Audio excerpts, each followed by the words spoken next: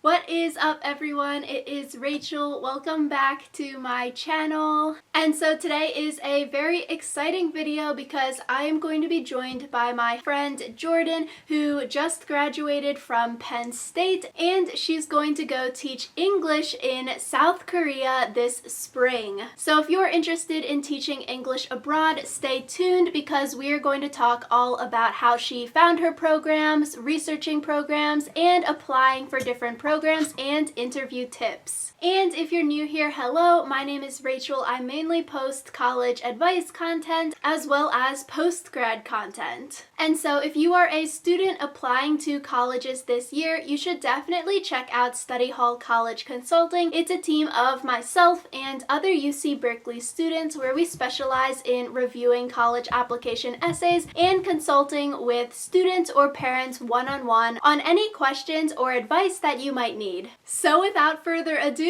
let's talk with Jordan. What is up, everyone? Hopefully we are recording via Zoom now. So I am joined by my friend Jordan, if you want to introduce yourself. Hello, Rachel's YouTube channel. My name is Jordan. So I went to Penn State. I majored in biomedical and mechanical engineering and I minored in psychology, and it was hell. I decided I really don't like engineering. So now I'm moving to South Korea in a couple months to teach English. I'm very, very excited about it. And today we're going to talk about the process. So yeah, I wanted to have Jordan on here because I thought what she's doing is super interesting. So I have some questions for you. The first one is, why did you want to teach English abroad? Obviously, because your college major is nothing to do with English or teaching. I really felt like this came from me being an engineer, or when I decided to be an engineer, I really didn't know what that would mean. I just thought it sounded interesting. So I went through 4 years of school to be an engineer, and with each year I realized it was less and less of what I wanted to do, but I always liked, I went into it with the idea that I wanted to help kids, especially with the biomedical engineering part of it, but I started to like engineering less and less. So as I got towards the end of my school year, I was really looking for jobs and trying to figure out what I wanted to do. And I've always wanted to travel also. So these two kind of put together, this is what I came up with. I don't really have some inspirational teaching story. It just sounded interesting. It sounded different, and it sounded like something that would make me really happy. I do have some experience with children. I was a swim coach for a couple years and a lessons instructor. So I've been working with kids a lot, and I've always really enjoyed it. And so with this program that you're going to be doing, how did you find this program and how can other students find similar programs? Like, what's the process? First off, there's so much information out there, and it's really, really overwhelming once you start to look into it. There was so many times that I was like, this is too much. What am I doing? This isn't gonna work. First, I would say you have to decide if you want to work at a public school or a private school. And I'm working for a private school, so I'll probably end up talking more about that. I don't know as much about public schools, but the main difference, the reason that I ended up choosing private schools is because public schools, you will probably be one, possibly the only foreign teacher there. There might be one or two, but they're more like the schools that we have here in the US. And then a private school is where kids will go after their normal schooling in Korean to learn English. They're smaller schools from what I've heard.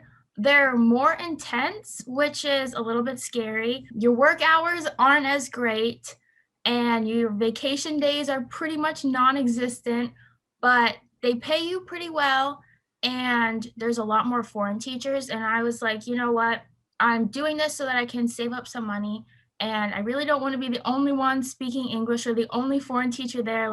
That just scares me so much, especially during COVID. I don't know how many people I'm going to be able to meet outside of the school, so I want to make sure that I can at least communicate with some people in my school. So that's why I ended up choosing a private school. To find my actual job, I went through recruiters. Now, if you do any research on this, I'm sure you're going to hear this like a million times. Reach out to a bunch of different recruiters, and basically, these people will get to know you a little bit. You tell them like your location preferences, you can tell them your working hours, like if you'd rather work in the morning or the evening. They asked me what age range I wanted to teach. So they'll take all of these factors into consideration, and then they'll start trying to find schools for you to actually work at. So I sent a bunch of recruiters my resume, and then they got back to me. They said, like, can we schedule a time to talk? It was pretty easygoing. For my first one, I was really, really stressed about it. Like, oh my God, they're gonna ask me a bunch of questions, all these things. It's not really a real interview. It's kind of just them trying to get to know you. And then they started trying to find schools for me.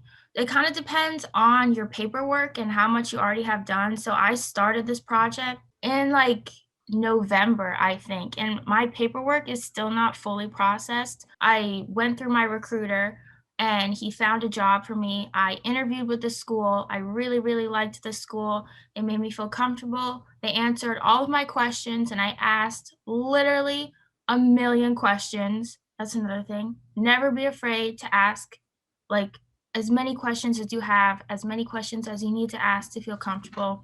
You're never going to feel fully comfortable with it. Like you're moving somewhere completely new with people that speak a different language. The place that you work at, they should be willing to answer your questions. And if they're hostile, if they don't answer them, it's probably not a good fit. I asked all my questions. Everybody, they answered them. They seemed super helpful and genuine. I got to talk to some current teachers there and the teacher that's actually leaving, the one that I'm replacing, to get some like different opinions on the school, the environment, the location, all of that. I felt comfortable. I signed my contract, and yeah, now I have a job. Yay! So that is super exciting. I know you mentioned it a little bit in your last answer, but can you talk a little bit about like private versus public schools? For public schools, pretty much the only way to get a job at a public school is to go through Epic, or it's like Jepic. I don't know how you say that. And that's like an actual program. So you apply to the program. You have to be accepted into the program, and then you can start applying. Like they'll find a job for you at one of these public schools. The requirements to work or to be a part of these programs, you have to have a TEFL certificate, which basically says that you've gone through the training process to be a teacher in a foreign country. When I first started looking for schools, I didn't have that. Right now, I'm working on getting my certificate, which isn't needed for private schools, but a lot of them prefer it. And especially right now, because it's a bit more competitive with schools closing down because of COVID and everything. If you have it, it kind of just gives you like a little extra edge, especially if you didn't go to school for teaching or anything related like me. So my next question for you is, can you explain what the application process is like? So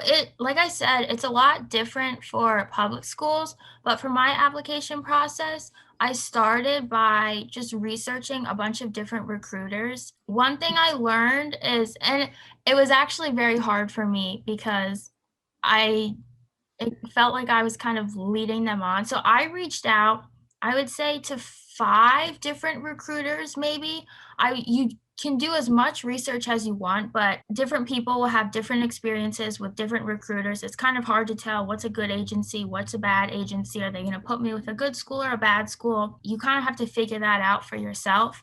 So I just kept applying to different recruiters.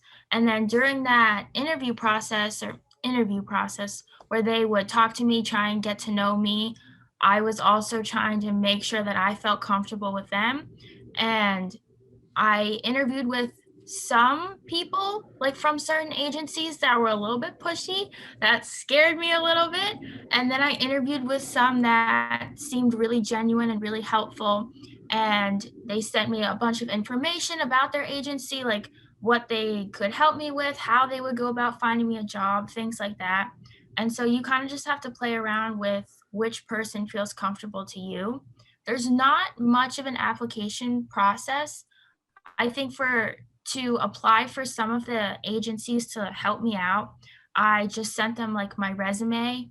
One thing that's kind of weird is they always want a picture of you, and some of the agencies were like, I want a picture of you in a professional setting. I want a picture of you like with children. I want a picture of you in a casual setting, which I think would be pretty alarming to most people, like, applying for a job here, but they're just trying to get to know you. I've read some horror stories about, like, there's asking for certain types of pictures and stuff like that. Don't do that. Don't do anything that feels uncomfortable, but, like, just send them a nice little headshot of you and you're good to go. So yeah, I would send in that stuff. They're also always curious about what documents you already have and which ones you still need. So for me, that process was long and tedious and very tiresome.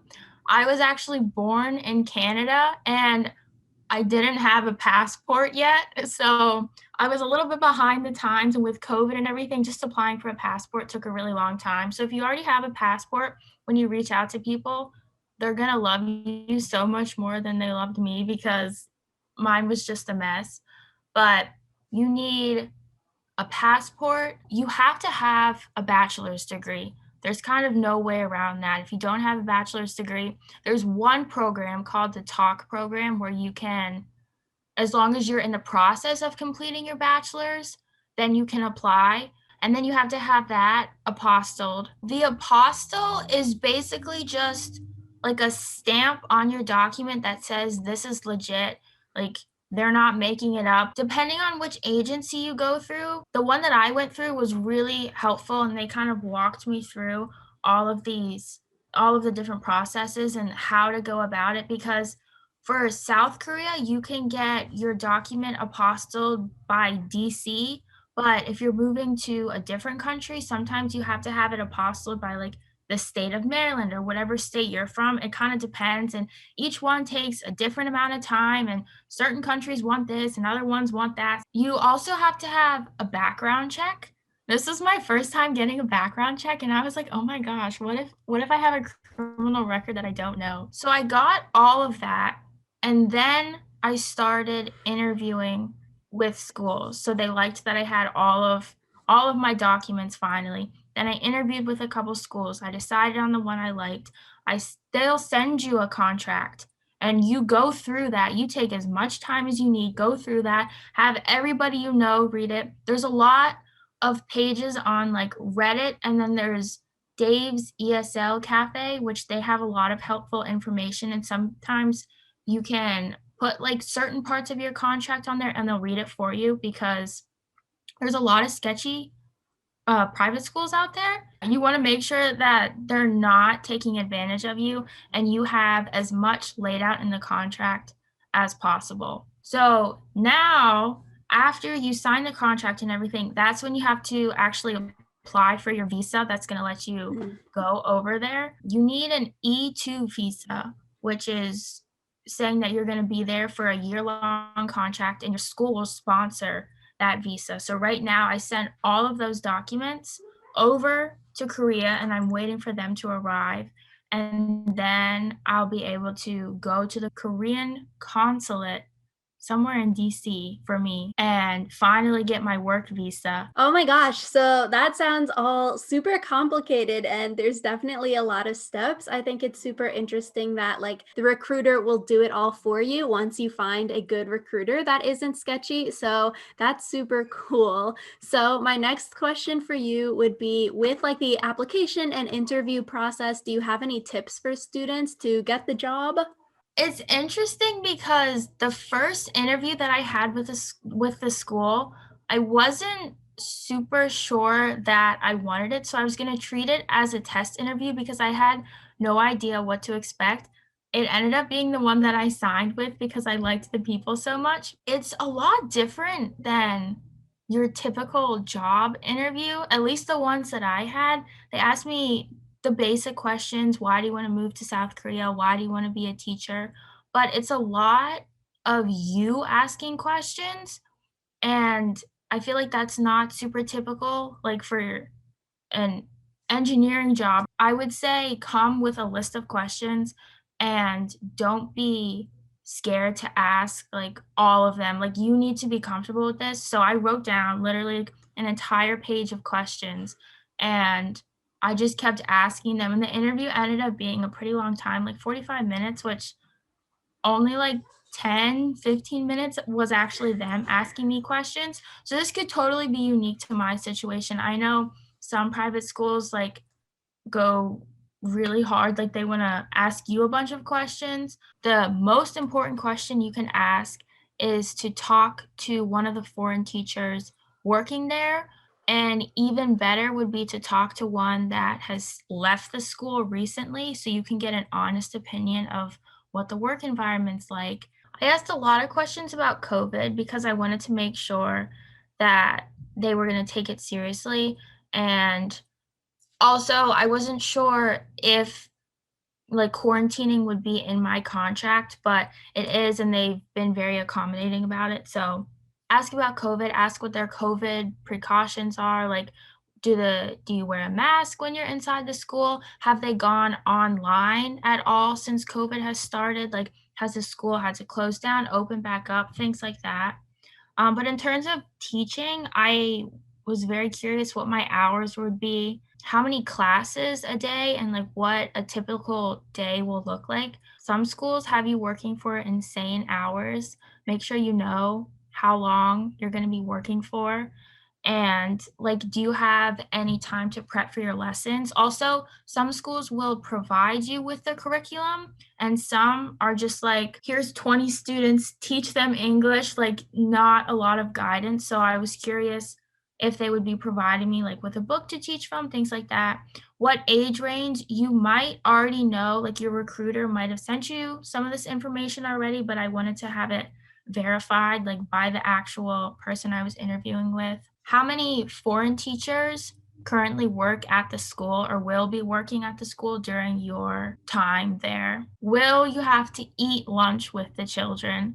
I was very curious about that because I read that, especially if you're teaching kindergarten or younger students, you will have to eat with them. And when I say eat with them, that means babysit them pretty much, like making sure they're eating, like giving them their lunch trays, taking them away, cleaning up. So you basically don't get any time to yourself, any time to breathe and relax and prepare yourself for the next couple of classes.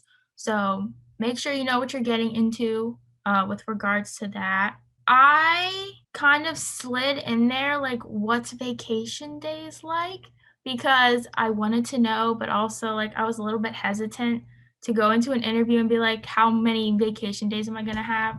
So I did ask about that. Your pay will come up in the contract. Like that will be one of the very first things if you are accepted by the school and they send you a contract. So I didn't ask about that. I felt uncomfortable. I know some people straight up are like, yo, how much am I going to be paid? But I didn't want to do that. I'm a first time teacher, like I don't have a lot of experience. So as long as I can live, I'll take it. For the apartment, I was just curious how far away the apartment would be because some schools give you an apartment, but it's really far away, which you should be able to walk from the apartment to the school or else it's too much. You should be able to walk. And then what were the accommodations? Like what would they be providing me in the apartment?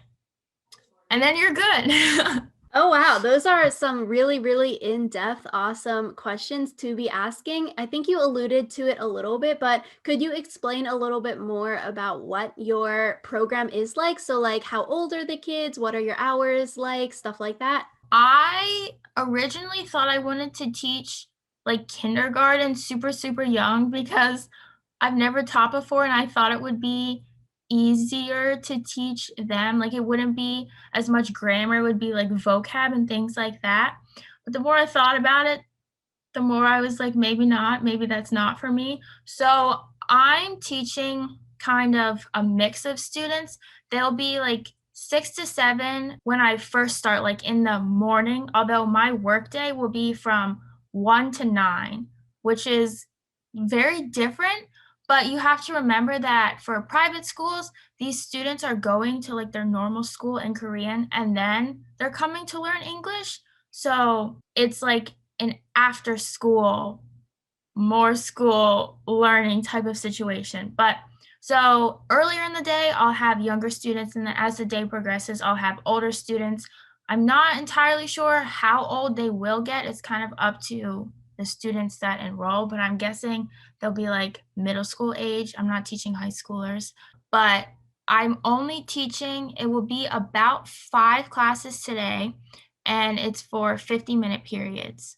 So it's not too bad. There's some like lesson prep time. Also, my school gives you dinner, which I thought was really nice and also a little bit like very different. My curriculum is provided for me. Also, something that I really liked, I'll have a training period, which is like 3 days where my foreign teacher boss, so she's the one that like deals with us, all us foreign teachers.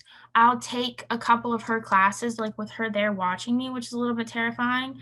I'm very scared about that, but she'll like walk me through classes and teach me. And a lot of schools don't do that. Oh, for a lot of them, you kind of show up and it's like day one, here are your students, go for it. So I liked there was some guidance, even if it does stress me out a little bit. And then I'll have a book, which I'll be teaching out of. And as the day goes on, because the kids are getting older, it will be less teaching them and more like grammar workshops, like giving them practice material and things like that. So public schools work more like our schooling system where they do have a summer break and things like that, but private schools have different hours. So I'm starting in May, and that's like when the school term is starting, and then their year will end in May again. Like us foreign teachers or any teacher in those type of schools don't have your typical, like we don't have a set summer break, we don't have a set winter break, things like that. You do get vacation days, but they're predetermined by the school, and you get Korean national holidays off. So you have a little bit of free time, but if you're working for a public school, you do get a lot more days off. You also have shorter working hours because of just like the way that the schooling system works. Okay, that is good to know. I guess also when you are applying to different countries and jobs and stuff like that, is there a language requirement? So for South Korea, did you need to know Korean? For other countries, did they require that you know the language already? In these schools, they're only allowed to speak English. So I wanted to learn as much Korean as I could before going over there, like just to be able to understand them better whenever they start talking in Korean. Like if I can understand what they're saying and respond in English, that's so much better than if they say something and I have no idea what they said and I just can't answer them at all. But no, you don't have to know any Korean. You're not going to talk in Korean at all in the school. This is my personal opinion. If you're moving to a place where they speak a different language, you should learn as much of that language as possible just so you can get the most out of the experience. Like you can appreciate so much more of their culture and you can communicate with the people if you actually understand what they're saying. So, yeah, I am doing my best to learn Korean, but there's no requirement. So that was my last question for you, Jordan. If anyone watching this video has any questions, you should definitely leave a comment down below on this video and myself or Jordan can answer your question. You should also check out Jordan's YouTube channel because she just started out, and go check out her videos. As always, give this video a big thumbs up if you liked it and to help me out with the YouTube algorithm, and subscribe because I post every single Sunday and Wednesday. Thank you all so much for watching, and thank you, Jordan, for hopping on this video and doing this video with me. So we will see you all next time.